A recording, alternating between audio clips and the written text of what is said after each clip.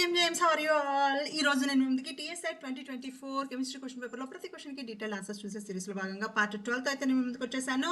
ఈ రోజు మనం డిస్కస్ చేయబోతున్న క్వశ్చన్ ఏంటి అంటే ఆర్గానిక్ కెమిస్ట్రీకి సంబంధించిన క్వశ్చన్ అనమాట. నామన్క్లేచర్కి సంబంధించింది. యాక్చువల్గా the structure of IUPAC name ఇచ్చారు, దీనికి సంబంధించిన స్ట్రక్చర్ ఏంటి అని అడిగారు. ఆప్షన్స్ ఒకసారి చూద్దాము. ఫస్ట్ ఆప్షన్ అయితే ఇది, నేమ్ చదువుతాను ఒకసారి చూడండి. E3 prop 2 enyl oxy 1 propynyl benzene. ఇది మనకి ఇచ్చిన IUPAC నేమ్ అనమాట. సో దాని కరస్పాండింగ్గా స్ట్రక్చర్స్ ఇచ్చారు.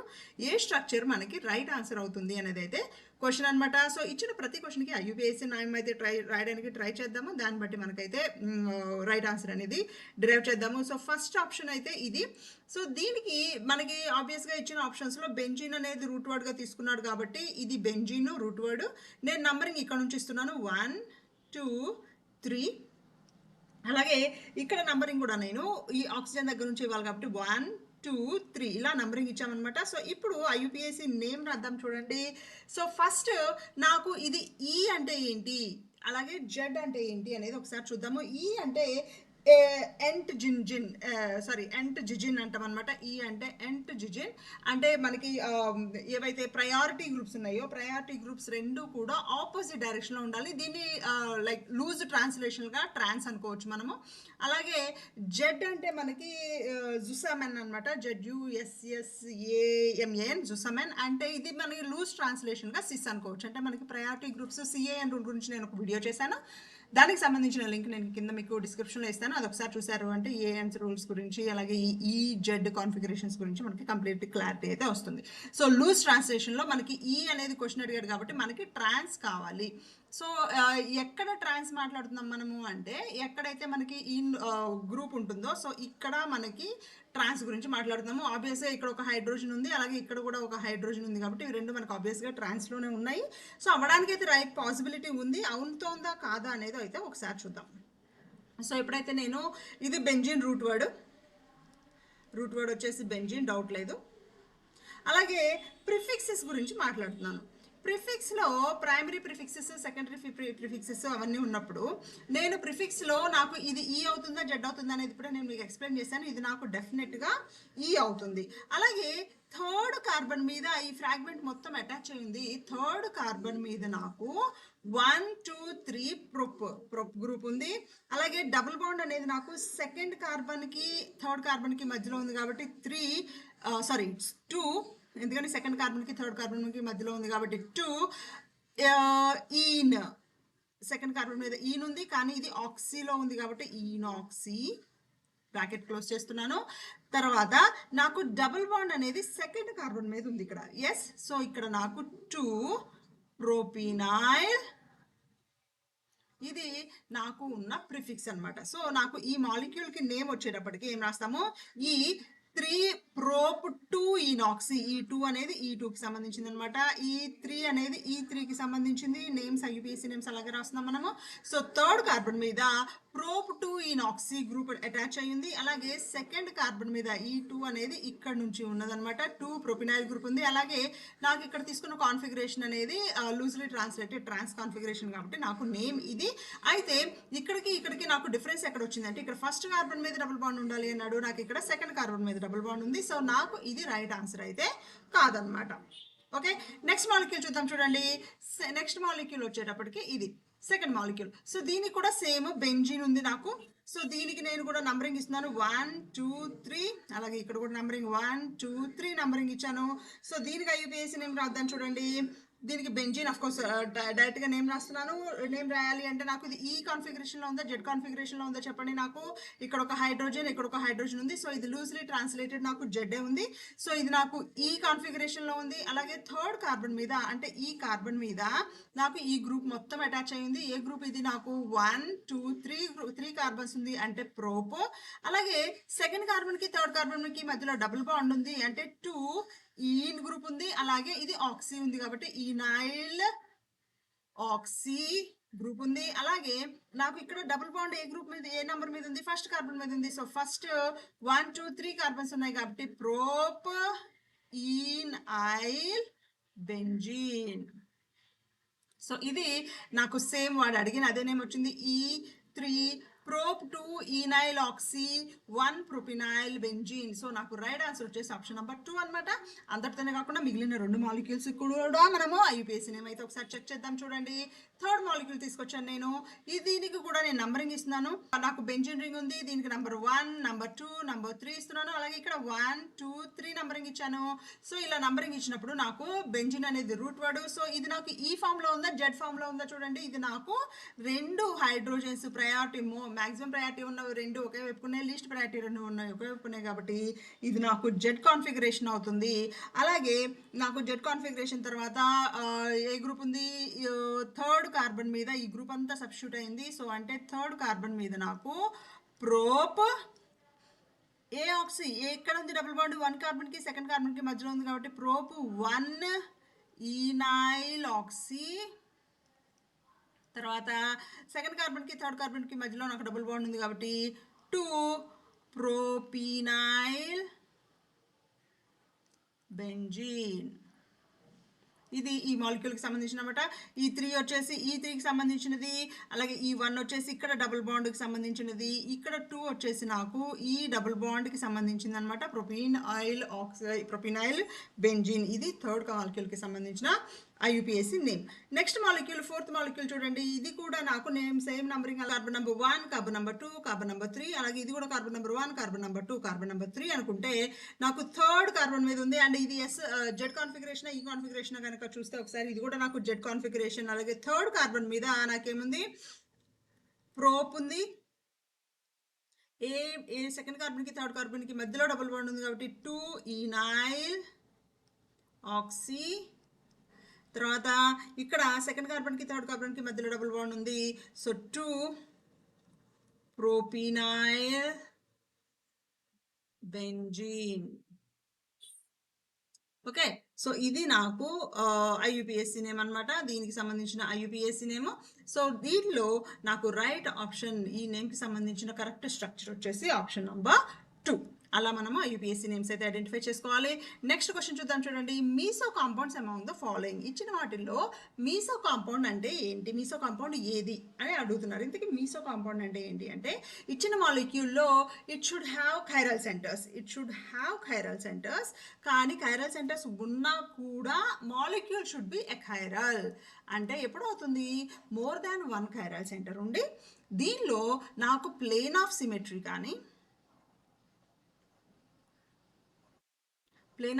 కానీ యాక్సిస్ ఆఫ్ సిమెట్రీ కానీ అలా ఉన్నప్పుడు నాకు అది ఎకైరల్ మాలిక్యూల్ అవుతుంది. సో ఇచ్చిన మాలిక్యూల్స్లో ఎక్కడైనా సరే ప్లేన్ ఆఫ్ సిమెట్రీ ఉందా లేదా, ప్లేన్ ఆఫ్ సిమెట్రీ అంటే ఏం లేదు, ఆ మాలిక్యూల్ని ఎగ్జాక్ట్గా హాఫ్కి కనుక మనం బ్రేక్ చేస్తే ఒక హాఫ్ అనదర్ హాఫ్కి ఎగ్జాక్ట్గా ఈక్వల్ అవ్వాలి. అలా ఉండేలాగా ఎక్కడైనా ఉంది అంటే అది మనకు ఎకైరల్ మాలిక్యూల్ అవుతుంది అనమాట. సో ఫస్ట్ కార్బన్ చూద్దాం, ఫస్ట్ ఏ మాలిక్యూల్ చూద్దాం. చూడండి, ఏ మాలిక్యూల్లో ఈ CH3 రెండు కూడా అబౌవ్ ద ప్లేన్ ఉన్నాయి. సాలిడ్ లైన్ ఉంటే మనకి అబౌవ్ ద ప్లేన్ ఉంటాయి కదా. ఈ కార్బన్ నాకు sp2 హైబ్రిడ్ కార్బన్, ఎందుకంటే నాకు ఒక పై బాండ్ అనేది ఉంది కాబట్టి. సో దీంట్లో నాకు ఎకైరల్ సెంటర్స్ ఎన్ని ఉన్నాయి చూడండి. ఈ కార్బన్ అనేది నాకు ఇదొక గ్రూపు, 3 డిఫరెంట్ గ్రూప్స్ ఉన్నాయి. అండ్ ఫోర్త్ హైడ్రోజన్ అనుకుంటే ఇది నాకు కైరల్ సెంటర్. అలాగే ఈ కార్బన్ కూడా నాకు chiral centre. So even number of chiral centres అయితే ఉన్నాయి. అలాగే ఇక్కడ ఉన్న ఈ కార్బన్ అనేది నాకు sp2 కార్బన్ కాబట్టి ఇది నాకు ప్లేనార్ స్ట్రక్చర్ ఉంటుంది. సో నేను దీన్ని కనుక ఎగ్జాక్ట్గా ఇలా హాఫ్కి కనుక నేను ఒక మిర్రర్ని కనుక ప్లేస్ చేస్తే ఈ half of the molecule mirror image ఈ హాఫ్ అవుతుంది. సో ఎప్పుడైతే ఒక half of the mirror image, ఒక half of the molecule another half of the మాలిక్యూల్కి మిర్రర్ ఇమేజ్ అవుతుందో, ఆ దాంట్లో 2 కైరల్ సెంటర్స్ ఉన్నా కూడా అది మనకి మీసో కాంపౌండ్ అవుతుంది due to presence of plane of symmetry. ఓకేనా. సో ఏ అనేది మనకి మీసో కాంపౌండ్ అవుతుంది. అలాగే బి మాలిక్యూల్ చూద్దాం. చూడండి, దీనిలో కైరల్ సెంటర్స్ ఎక్కడెక్కడ ఉన్నాయో చూద్దాము. ఇక్కడ CH3 ఉంది. CH3 ఆల్రెడీ 3 హైడ్రోజన్స్ అటాచ్ ఉన్నాయి కాబట్టి అది మన కైరల్ సెంటర్ కాదు. ఇక్కడ కార్బన్ యాక్చువల్గా 3 డిఫరెంట్ గ్రూప్స్ అండ్ ఒక హైడ్రోజన్కి అటాచ్ అయింది కాబట్టి ఇది మనకి కైరల్ సెంటర్. అలాగే ఇక్కడ ఉన్న కార్బన్ కూడా మనకి ఇటువైపు ఒక కార్బన్ సేమ్ మాలిక్యూల్, ఇటువైపు సేమ్ మాలిక్యూల్ ఉంది కాబట్టి ఇది నాకు ఎకైరల్ మాలిక్యూల్ అవుతుంది, ఎకైరల్ సెంటర్ అవుతుంది యాక్చువల్గా. అలాగే ఈ కార్బన్ కూడా నాకు కైరల్ సెంటర్ అవుతుంది అనమాట. అలాగే ఇది నాకు ఎకైరల్ అవుతుంది, ఇక్కడ ఉన్న CH3. సో ఇప్పుడు ఎలా అయితే ఉందో, నేను ఈ మాలిక్యూల్ కనుక ఎగ్జాక్ట్గా హాఫ్లో ఇక్కడ కనుక నేను ఒక మిర్రర్ని కనుక ప్లేస్ చేస్తే ఈ half of the molecule mirror image of another half అవుతుంది. సో ఇది కూడా నాకు మీసో కాంపౌండే అవుతుంది. ఓకేనా. ఎగ్జాక్ట్గా మధ్యలో ఒక మిర్రర్ ప్లేస్ చేయండి, ఈ హాఫ్ ఇంకొక హాఫ్కి ఎగ్జాక్ట్గా హాఫ్ మిర్రర్ ఇమేజ్ అవుతుంది అనమాట. సో ఇది కూడా మీసో కాంపౌండ్. సి కాంపౌండ్ చూడండి, నాకు సైక్లోబ్యూటేన్ ఉంది, సైక్లోబ్యూటేన్లో కూడా లైక్ ఆల్టర్నేట్ పొజిషన్లో బ్రోమిన్స్, ఆల్టర్నేట్ పొజిషన్స్లో క్లోరిన్స్ ఉన్నాయి. అయితే ఇక్కడ కైరల్ సెంటర్స్ అనేవి నాకు డెఫినెట్గా 4 కైరల్ సెంటర్స్ ఉన్నాయి. 1 2 3 4 ఇవి 4 కూడా నాకు కైరల్ సెంటర్స్. అయితే ఇప్పుడు నేను ప్లేన్ ఆఫ్ సిమెట్రీ ఎక్స్పెక్ట్ చేయాలి అంటే ఎక్కడ ఎక్స్పెక్ట్ చేయొచ్చు? ఫర్ ఎగ్జాంపుల్ 2 క్లోరిన్స్ నుంచి ఇలా కనుక నేను ప్లేన్ ఆఫ్ సిమెట్రీ కనుక ప్లేస్ చేస్తే, ఇలా ఒక ప్లేన్ కనుక నేను ఎక్స్పెక్ట్ చేస్తే, అప్పుడు వచ్చే ప్రోడక్ట్ అనేది నాకు మిర్రర్ ఇమేజ్ టు అని అనేది రాదు. ఎందుకంటే ఇక్కడ బ్రోమిన్ పైకి ఉంది, అక్కడ బ్రోమిన్ కిందకు ఉంది. సో ఇది డెఫినెట్గా నాకు ప్లేన్ ఆఫ్ సిమెట్రీ అవ్వదు. అలాగే ఈ మాలిక్యూల్ని నేను ఎగ్జాక్ట్గా కనుక హాఫ్ చేస్తే, ఇప్పుడు ఈ మాలిక్యూల్ కనుక నేను ఎగ్జాక్ట్గా హాఫ్ కనుక చేస్తే, అంటే ఇలాగ కానీ ఆర్ ఇలాగ కానీ హాఫ్ చేస్తే, నాకు కైరల్ సెంటర్ అనేది I mean plane of symmetry అనేది నాకు కనిపించట్లేదు. సో ఇది కూడా నాకు కరెక్ట్ కాదు. మరి ఎలా వస్తుంది? ప్లేన్ ఆఫ్ సిమెట్రీ ఉందా లేదా దీనిలో అంటే డెఫినెట్గా ఉంది. When I draw a line passing through both the bromines and the centre of the molecule. So ఇలా వేసినప్పుడు, సో ఇటువైపు ఉన్న హాఫ్ ఇటువైపు ఉన్న హాఫ్కి ఎగ్జాక్ట్గా మిర్రర్ ఇమేజ్లా ఉంది. సో ఇది కూడా నాకు మీసో కాంపౌండ్ అవుతుంది. ఎందుకని ఒక ప్లేన్ ఆఫ్ సిమెట్రీ అయితే రిప్రజెంట్ చేస్తుంది, ఒక half of the molecule another half of the మాలిక్యూల్కి ఎగ్జాక్ట్గా మిర్రర్ ఇమేజ్గా ఉంది. కాబట్టి ఇది కూడా మీసో కాంపౌండ్. సో నాకు ఏబిసి అనేది 3 మీసో కాంపౌండ్స్ అయ్యాయి. అలాగే డి గురించి చూద్దాం. చూడండి, ఇక్కడ నాకు సిఎల్ అబౌవ్ ద ప్లేన్ ఉంది, సిఎల్ బిలో ద ప్లేన్ ఉంది, అలాగే CH3 ఉంది.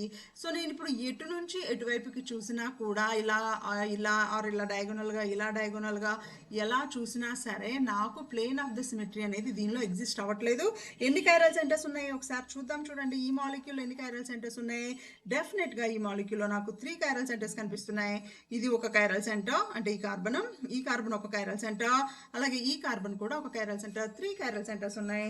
3 కైరల్ సెంటర్స్ ఉన్నా కూడా ఆ మాలిక్యూల్ కూడా కైరల్ గానే బిహేవ్ చేస్తుంది, because no plane of symmetry has been shown in the molecule D. ఓకేనా. సో ఇచ్చిన వాటిలో నాకు మీసో కాంపౌండ్స్ ఏమున్నాయి? A1, B1, C1, 3 chiral meso compounds ఉన్నాయి. డి అనేది నాకు మీసో కాంపౌండ్ కాదు. సో ఆప్షన్స్ చూద్దాం ఒకసారి. ఏమేమి ఇచ్చాడు? AB మాత్రమేనా, ఆర్ BC మాత్రమేనా, ఆర్ ABC మాత్రమేనా, ABCD కూడానా అనేది మనం ఆల్రెడీ చెప్పుకున్నాము. డి కాదు, C అవుతుంది, B అవుతుంది, A అవుతుంది. సో నాకు రైట్ ఆన్సర్ వచ్చేసి A, B అండ్ C కూడా అవుతుంది అనమాట. నెక్స్ట్ క్వశ్చన్ చూద్దాం. చూడండి, what are the X and Y respectively in the following set of reactions. కింద ఫాలోయింగ్ సెట్ ఆఫ్ రియాక్షన్స్ అయితే తీసుకున్నాము. ఈ ఫాలోయింగ్ సెట్ ఆఫ్ రియాక్షన్స్లో X ఏంటి, Y ఏంటి అనేది అయితే క్వశ్చన్ అనమాట. So S1 bromo 2 butanol. ఈ ఎస్ అంటే ఏంటి అనేది ఒకసారి చూద్దాము. నేను మీకు ఎక్స్ప్లెయిన్ చేస్తాను. ఆల్రెడీ CAN రూల్స్లో ఆల్రెడీ ఎక్స్ప్లెయిన్ చేస్తాను. దానికి సంబంధించిన లింక్ నేను కింద డిస్క్రిప్షన్లో మీకోసం ఆల్రెడీ ఇచ్చాను. సో ఆప్షన్స్ ఒకసారి చూద్దాము. డిఫరెంట్ మాలిక్యూల్స్ ఇచ్చారు. R2 butanol, S1 bromo 2 chlorobutane అవుతుందా, or RS butanol R1 bromo 2 chlorobutane అవుతుందా, S2 butanol R1 bromo 2 chlorobutane అవుతుందా, S2 butanol S1 bromo 2 chlorobutane అవుతుందా అనేది అయితే క్వశ్చన్ అనమాట. సో ఫస్ట్ ఈ స్ట్రక్చర్ రాద్దాము, తర్వాత X ఎలా వస్తుంది, అలాగే Y ఎలా వస్తుంది అనేది అయితే ఒకసారి చూద్దాము. సో S ముందు స్ట్రక్చర్ రాద్దాము. 1 బ్రోమో 2 బ్యూటనాల్, 1 బ్రోమో 2 బ్యూటనాల్ అంటే ఫర్ ఎగ్జాంపుల్ CH3, ఇక్కడ బ్రోమిన్ ఉంది, ఇక్కడ OH ఉంది, CH2 CH2 సో ఇది నాకు కైరల్ సెంటర్ ఎక్కడుంది? ఇది నాకు కైరల్ సెంటర్ కాదు, ఓన్లీ ఇది ఒకటి మాత్రమే నాకు కైరల్ సెంటర్. అండ్ ఇక్కడ ఎస్ కాన్ఫిగరేషన్ అన్నాము అంటే ఏంటి అంటే సిన్స్టర్ కాన్ఫిగరేషన్. ఆర్ కాన్ఫిగరేషన్ అంటే క్లాక్ వైజ్ కాన్ఫిగరేషన్, ఇది ఆర్ అంటాము. సిన్స్టర్ కాన్ఫిగరేషన్ ఇది మనము ఎస్ అంటాము. సో అంటే మనకి కార్బన్ మీద ప్రయారిటీ గ్రూప్స్ కనుక చూసినప్పుడు ఇక్కడ CH2Br, ఇక్కడ OH, ఇక్కడ C2H5, ఇక్కడ H చూసినప్పుడు నాకు ప్రయారిటీ ఆర్డర్ ఎక్కడ వస్తుంది? ఇది 1, ఇది 2, ఇది 3 వస్తుంది. అంటే ఇది నాకు క్లాక్ వైజ్ డైరెక్షన్ వస్తుంది. ఈ క్లాక్ వైజ్ డైరెక్షన్ ఎప్పుడైందో అప్పుడు దీన్ని ఆర్ కాన్ఫిగరేషన్ అంటాం.